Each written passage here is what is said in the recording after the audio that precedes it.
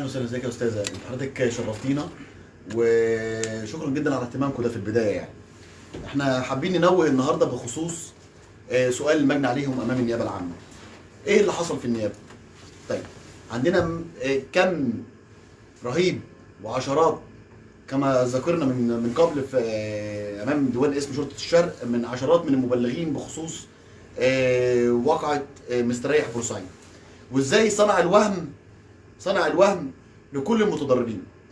عندنا ناس بتبدا مبالغهم من مبالغ ضخمه جدا ومبالغ قليله جدا.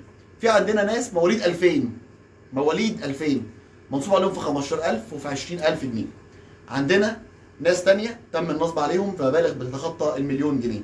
طيب الحمد لله النيابه استصدرت امر بسؤال المجني عليهم، كان معايا الاستاذ الزميل الاستاذ عادل اشرف، وتم سؤال نصف المبلغين امام النيابه العامه، وكان بتاريخ اليوم وتاريخ امس بعد صلاه الجمعه كان في سؤال للمجني عليهم.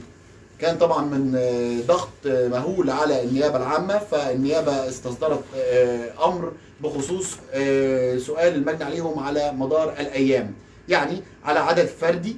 واحنا مش بنقول ان احنا النيابه مقصره، لا طبعا النيابه على قدم وساق مع المجني عليهم. على خلاف ذلك كمان ان الشرطه بنقدم لها كل الاحترام والتقدير ان هم بالفعل بيبذلوا اقصى ما هو من جهد لسؤال ومحاوله ضبط مستريح بورسعيد. طيب استاذه، انت كنت حضرتك نوهتي وقلت عايزه تسالي عن ايه؟ مش واخد بالي معلش. عن عدد الضحايا. وصلوا لكام دلوقتي؟ عدد الضحايا دلوقتي احنا مش عايزين نربطهم نقول رقم بعينه، لكن احنا كنا قلنا عشرات. هم عشرات فعلا، وما زال في تزايد. احنا اوريدي احنا لسه جايين دلوقتي من شويه عندي اسم شرق بورسعيد. حاليا في عدد كبير من المبلغين.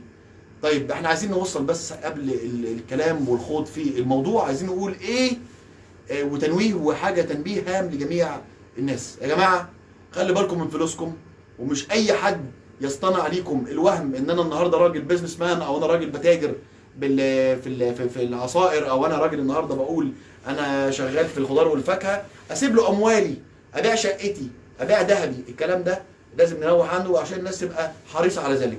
عدد الضحايا النهارده بيتجاوز ال 50 او ال 60 ضحيه ده لغايه دلوقتي. طب احنا قلنا عشرات، هو في عشرات وما زال استمرار عمل المحاضر اليوميه بشكل يومي وعرضها على النيابه العامه بالتنسيق طبعا مع النيابه العامه وجهاز التحقيق. واحنا بنتكلم ان احنا الحمد لله النيابه سالت اغلب المجني عليهم النهارده، سالت يعتبر اغلبهم الحمد لله، وطبعا بتوجيه من السيد المحامي العام والمحامي العام ورئيس نيابه الشرق. طبعا في توجيه طبعا شديد جدا